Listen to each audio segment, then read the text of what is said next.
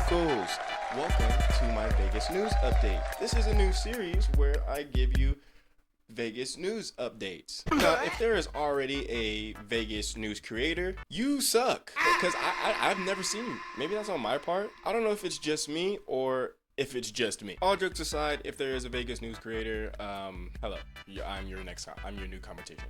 But I say that because a lot has been going on in Vegas, and I don't think everybody knows about it because there's been things that I didn't even know about. Who was going to tell us that there was a brand new sexy looking news guy? I mean, just look at him. Sexy. Also, Caesar's Palace has been fined $7.8 million for anti-laundering failures. Absolute failures. We have a massive rise in e-bike crime and accidents. Formula One is beefing with tires. Cops coming out of the woodworks just to ruin our lives before Christmas. And so much more. So let's stop the yapping and let's start unpacking. First up, we have Brightline West, you know, that new super fast train that's supposed to go from Vegas to California. Well, that has broken ground in October and November, building the station's site foundations, a large parking garage, and pedestrian areas. I mean, we've all heard about this train for I don't know how many years, but we've got some updates and we've got some news on it. Now, this new train has its ups and downs, of course. You know, our state flower is the orange pylon cone. So while officials are super excited celebrating their major federal funding of $3 million, or is that $3 billion? Pardon me, $3 billion from the bipartisan infrastructure law or whatever the hell that is. And this whole project cost $21.5 billion. A train that goes back and forth. So while the officials are happy celebrating their securement in the funding, locals are not that happy. Just like any project in Vegas or any minor inconvenience in Vegas, you're gonna have some lane closures, you're gonna have slow traffic, the list just goes on. While we were hoping for this train to be finished by the 2028 Olympics, sucks for you, because it's expected to finish by 2029. This is a good and a bad thing. The bad side of it not being finished is that it's not gonna be finished. It's super cool. I wanna ride that thing. Pause. But this is where it gets good, because once the 2028 Olympics happen, we are not going to have a bunch of Californians coming into Vegas. We're tired of that. You hear me?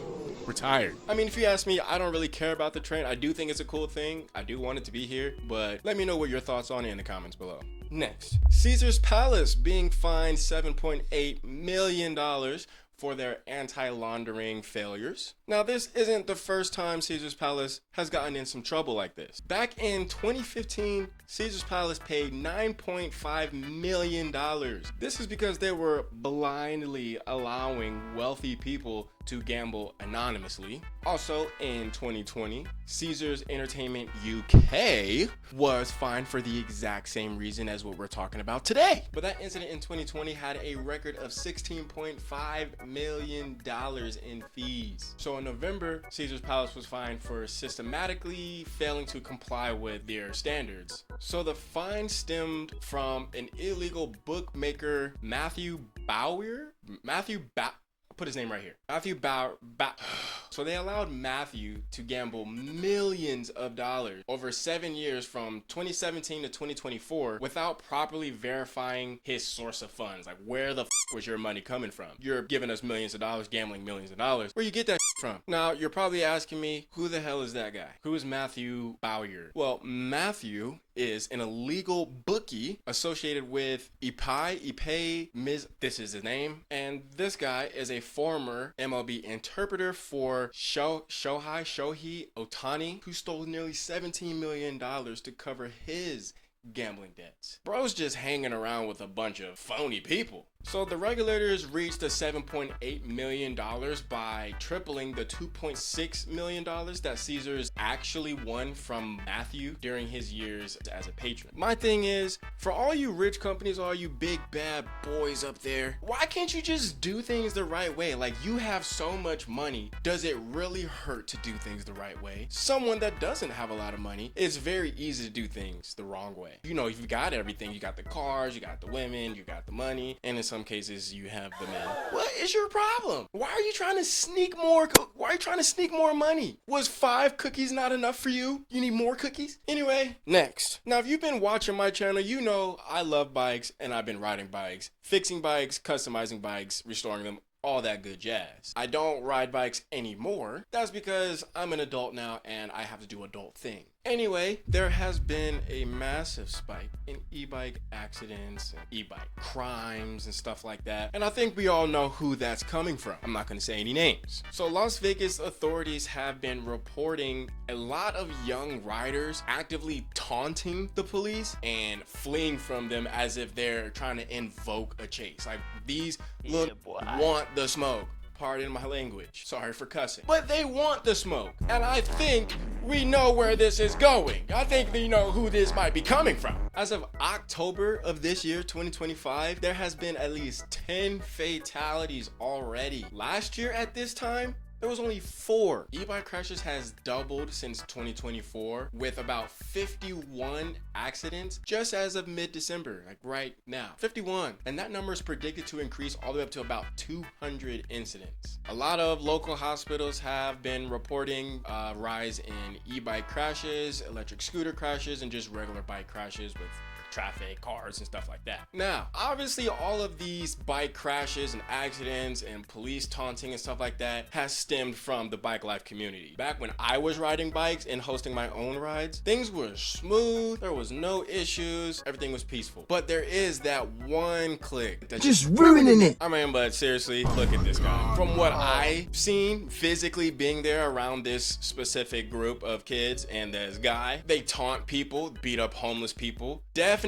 taunt the police. I have seen that so many times, being at the back of the pack and seeing all the little kids and teenagers and some of the adults in the team are doing these things. And the kids see it. Monkey see, monkey do. And gives these kids the false reality of, well, since there's all of us, what are you gonna do? You can't arrest all of us. There's cameras. We're in the future where they will track you down. I know that this can't just be me who thinks this, but obviously all of this e-bike stuff is stemming from the only group riding bikes in Vegas. I mean, the tall bike group, don't nobody talk about them, but the city. The real motherfuckers need to know. Anyway, moving on from that guy. Formula One is now beefing with tires. This is crazy. What world do we live in where sports are beefing with tires? Not really. They're not beefing with tires. They're just having issues with the temperatures of the tires and the temperatures of Las Vegas. So in 2025, Las Vegas Grand Prix faced tire strategy challenges with cold weather impacting performance and making sure that the tires have grip and stuff like that. So the whole bulk of the tire drama comes from managing the tire temperature with cold conditions outside in Las Vegas. Now, these cold temperature issues can mess with performance with things like graining. And this year, both McLaren cars were disqualified. This happened due to excessive plank wear. In 2023, a separate incident happened where a loose drain cover had popped up and damaged a Ferrari. And that Ferrari belonged to Carlos Sainz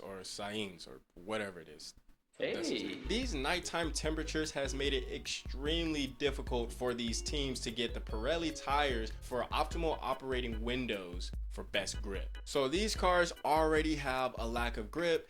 They're reopening the circuit back to the public, which is keeping the streets dirty, which makes more graining when the tire wears and beads up, basically, and has a more dramatic effect on the software compounds. Next. Also, there is speculation that Pete Carroll will be the new Las Vegas Raiders head coach. Don't know who that guy is. Don't know who the current coach is. Have the Raiders played yet? I don't know, dude. I don't know.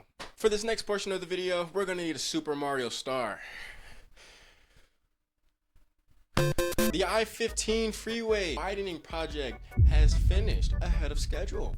How nice. We like to see when construction goes by fast. But the I-15 still has construction on it, right? I think I was just on it the other day. What I think Vegas really needs to do is widen the 215, especially on the northern side where all those people have to travel to the Vegas ass crack to go to work. I mean, those 2 lanes up there is an abomination. 2 lanes? Are you serious? I mean, they did just widen it 1 lane on 1 section, but the rest of it is still But with all of those people that are on the 215, going to work, coming home from work, or whatever they're doing, towards the median, there's like enough space for at least 2 lanes if you don't put a shoulder. I mean, you're gonna need it eventually. Why not go ahead and build it while you have the space? On the other side of the 215, some parts, there's no buildings, no houses, no nothing. So they have more than enough space to widen. And for the places that were sandwiched, you can just use that median part to widen the lanes. You're gonna need to do it eventually because Vegas is gonna keep growing and we're gonna start touching mountains. I really do hope you enjoyed this video. I really do hope you enjoyed my new series of the fucking fuck, bro. I do hope you enjoyed this video. I do hope you enjoyed this video, as this is a new series for me. If you have any topics that I should have covered or you want me to cover, make sure to leave them down in the comments below. I'll do whatever research I can on them and put the facts up here for you. I plan to post Vegas updates once a week to do a weekly roundup, but depending on how active Vegas gets, I might have a video twice in a week. And with that being said, I will see you in the next update. This down and walk off like I'm leaving. Wait. Gotta turn the camera off. Wait, gotta turn the microphone off.